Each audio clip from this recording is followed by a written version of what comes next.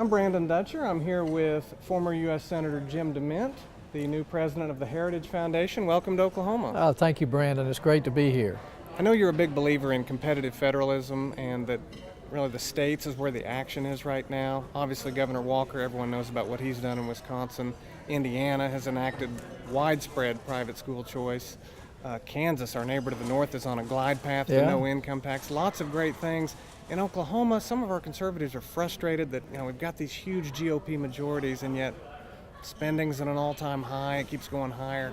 Tax cuts, small, delayed ones.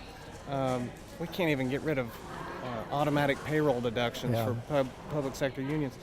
What could you say to conservatives and to our political leaders in Oklahoma? Well, states are creating our success stories for our conservative ideas all over the country right now. As you mentioned, states are moving ahead with more education choice, more freedom in the workplace, lowering their taxes, some getting rid of them altogether, and businesses are flocking to their states. Right. And this competition is putting pressure on other states. And I think that's going to happen in Oklahoma too. But of course, OCPA is providing a lot of that pressure, that good policy. Part of what we're doing here and in other states is encouraging state legislators and governors to take action, because that's the best way for us not only to create a success story, but to stop Washington from pushing agendas from the national level. The more states succeed, the harder it is for Washington to come in and say they have to solve the problem. Yeah, and to that point, Obamacare is Exhibit A, of course. Oklahoma, in many ways, is center stage fighting against it. Our Attorney General Scott Pruitt is litigating. Right. Our Governor Mary Fallin has said no for now to Medicaid expansion. Even Hobby Lobby here is litigating against the anti-conscience mandate. Right. So lots of great things, and yet still the left here and the crony capitalist healthcare provider complex, they won't take no for an answer. They keep pushing Medicaid.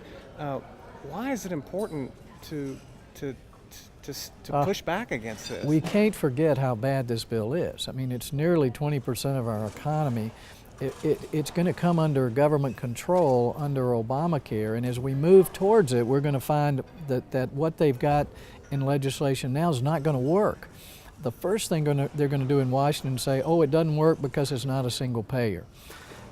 Between now and when that happens, we're trying to get more and more states to work together to create a larger insurance market, multi-state insurance markets, so we can say, look what works. Right. That is really important to stopping this growth of the federal government. Your colleagues at Heritage have done great work showing how when the traditional family breaks down, the welfare state grows. Mm-hmm. Those of us fighting for limited government and lower taxes, do we need to start paying attention to family policy? There's no question about it. Folks have criticized me for saying you can't be a fiscal conservative without being a social conservative, because our biggest fiscal problems are related to the decline of our culture. Mm-hmm. That goes back to the decline of our family and less emphasis on marriage. So the debate about marriage, it's important for us to protect the traditional idea of marriage because it's our basic economic entity in our country. These things are so tightly related. If we let our culture continue to decline, it's going to destroy the fiscal and economic side of the equation.